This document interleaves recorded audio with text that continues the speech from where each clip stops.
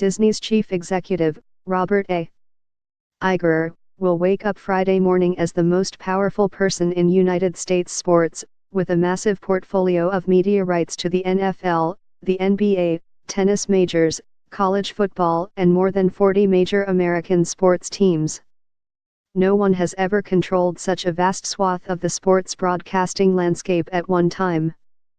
But the portfolio, expanded this week in a megadeal in which the Walt Disney Company bought most of 21st Century Fox, will not necessarily make other sports media moguls envious. Disney acquired 22 regional sports networks from 21st Century Fox valued at about $20 billion. But their long-term viability is questionable given consumers' rapidly changing viewing habits and the ongoing disruption in the pay television market, experts say. The regional networks give Iger an outsized sports kingdom, but many of them are widely considered undesirable. RSNs seem to be the first thing that people want to get rid of, because it's so expensive, said Joel Lula, a longtime sports industry consultant who teaches sports media at the University of Texas.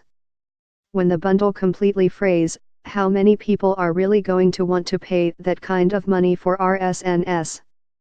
The agreement adds properties throughout the country: Fox Sports Arizona, Fox Sports Carolinas, Fox Sports Midwest, Fox Sports West, etc. to Disney's widening ESPN umbrella. But it is unclear how much access ESPN will gain to the broadcast rights for 44 professional teams in those local markets.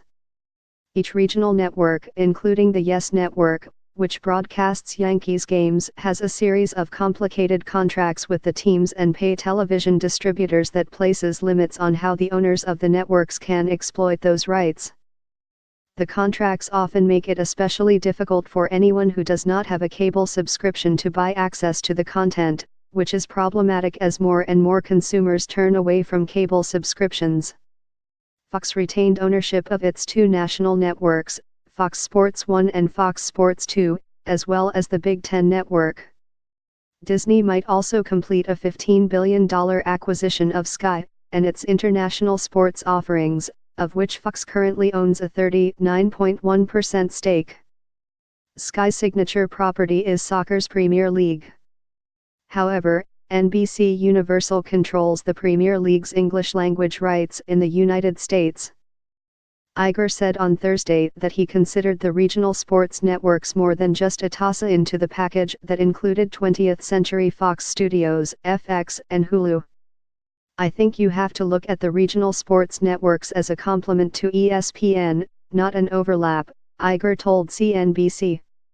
ESPN has essentially a national program footprint, and the RSNs are more local in nature, and they'll be able to complement one another.